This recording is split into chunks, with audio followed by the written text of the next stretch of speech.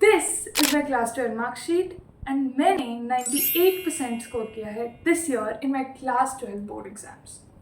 Was it easy? No. Was it impossible? No.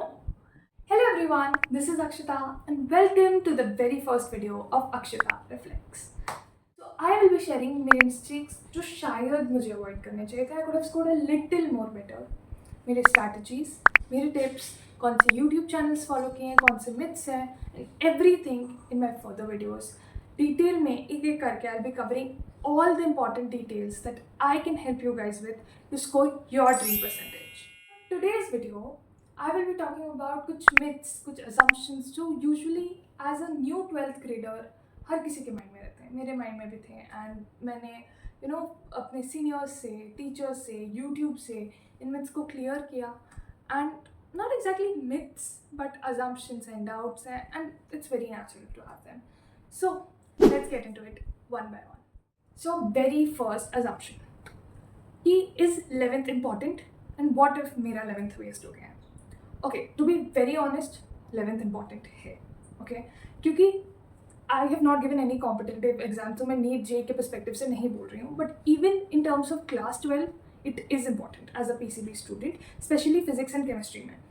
Physics में when it comes to oscillations and waves, वो last के chapters 11th के बहुत important हो जाते हैं for 12th. And even normal concepts such as unit dimensions, vector product, तो ये सारी चीज़ें बहुत इंपॉर्टेंट होती है. एंड केमिस्ट्री में ऑर्गेनिक केमिस्ट्री, ओके, ये 11th is the very base, very foundation of organic chemistry. बहुत बार सुना होगा but this is the fact. And मेरे केस में 11th में मैंने ये चीज़ बहुत अच्छे से एक्नॉलेज कर लिया था, दिमाग में सेट कर लिया था कि 11th is important.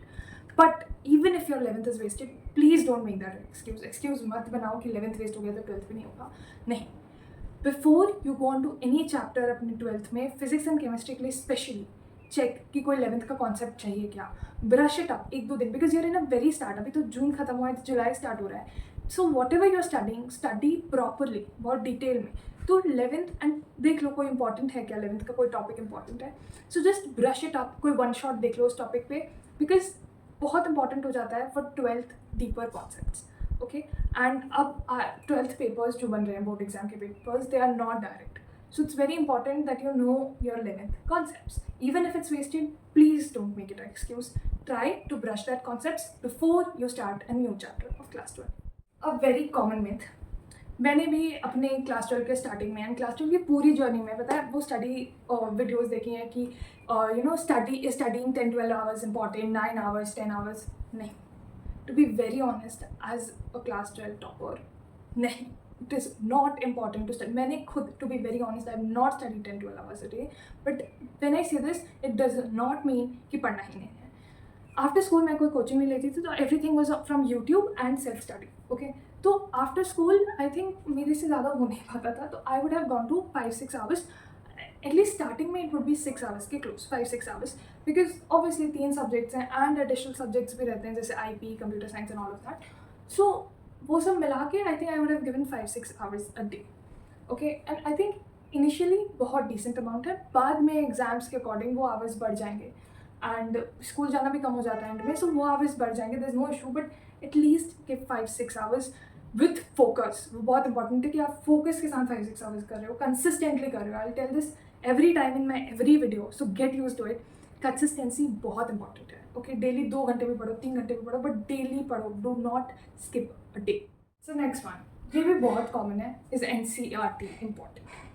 Okay, I be very honest with it. मेरे को बोला गया था फ्रॉम द यूट्यूब वीडियोज और my teachers to treat NCERT as a bible for biology and chemistry. And to be very honest, हाँ, you should treat NCERT as a holy book. I think मुझे इसे अपने thumbnail पे लगा लेना चाहिए. But I genuinely feel कि NCERT is very very important. Okay, क्योंकि specially if I talk about biology, if you are a bio student, then NCERT के सिवाय कुछ नहीं है. ओके, मैंने लास्ट के भी, because initially will get to know मेरे फर्दर वीडियोज़ में, मैं लास्ट के मंथ्स में I had actually got so much into physics and chemistry कि मेरा बायो थोड़ा सा कम हो गया था. But whenever I studied bio, मैंने कुछ भी ज़्यादा नहीं किया, मैं सिर्फ NCERT पढ़ती थी. प्रीवियस ईयर क्वेश्चंस बोलते हैं इंपॉर्टेंट है, बट लास्ट में मैंने सिर्फ और सिर्फ NCERT पे फोकस किया है. बायो में तो NCERT आपको एकदम भी नहीं है। ओके, व्हेन आई से दिस, समझ के अच्छे से, बट बहुत इंपॉर्टेंट है एनसीईआरटी, बहुत डिटेल में करना है, अच्छे से करना है। शुरू से कर रही हूँ इसलिए आई एम टेलिंग यू कि एनसीईआरटी पढ़ो। इवन अब नवंबर दिसंबर में if I am shooting a video, then मैं नहीं बोलूँगी कि एनसीईआरटी लाइन बाय लाइन बैठ के पढ़ो, बिकॉज टाइम नहीं होता है। But now you are starting, please do not ignore NCERT. मेरे खुद के पेपर में एनसीईआरटी से डायरेक्ट क्वेश्चंस आए हैं, केमिस्ट्री में, बायो में। So there have been so much of questions. Chemistry में तो इनऑर्गेनिक हो या ऑर्गेनिक हो, organic I will show you my book. Okay, तो ये मेरे पूरा मैंने एनसीईआरटी आई थिंक ऑलमोस्ट 10 बार रफली पढ़ लिया था एनसीईआरटी, बिकॉज मेरा कोर, मेरे ज़्यादा बुक्स नहीं थे। ओके, मैं फर्दर वीडियोस में कवर करूँगी कि मेरे कौन से बुक्स थे नहीं थे, बट मैंने एनसीईआरटी को बहुत ज़्यादा शिद्दत से पढ़ा है। ओके, कि inorganic, organic, NCERT is very important. Okay, physical में समझती हूँ एनसीईआरटी उतना इंपॉर्टेंट नहीं है, उसमें भी कुछ की पॉइंटर्स है जो शायद मैं अपने फर्दर वीडियोज़ में मैंशन करूँगी, but inorganic, organic and biology, do not ignore NCERT. Physics you can, physics honestly कर सकते हो, बिकॉज उसमें question practice, concept understanding is more important. उसमें भी इंपॉर्टेंट पॉइंट्स होते हैं, that I will be covering in the further video. So, the final point. Can we do class 12 without coaching or tuition? Yes. Yes, yes, yes.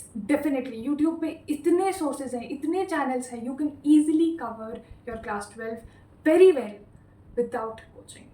Okay? मैंने ना 9th में, ना 10th में, ना 11th में, ना 12th में कभी कोई coaching नहीं लिया है, because I think the pattern of tuition and coaching do not, fit my routine, तो नहीं हो पाता था। But I am telling you, self study, if you think कि you can give everything to it and give your 100% to your self, then definitely self study is more than enough. Okay, YouTube video से हर चीज़ कवर हो जाती है।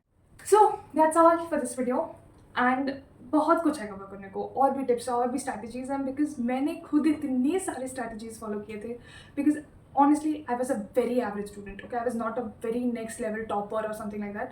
मैं वैसी कुछ भी नहीं थी, ठीक है, मैं बहुत एवरेज स्टूडेंट हूँ।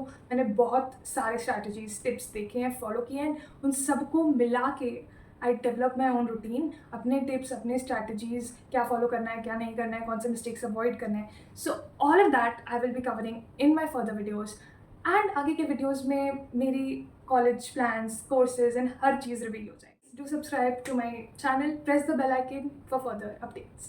Thank you. See you in the next video.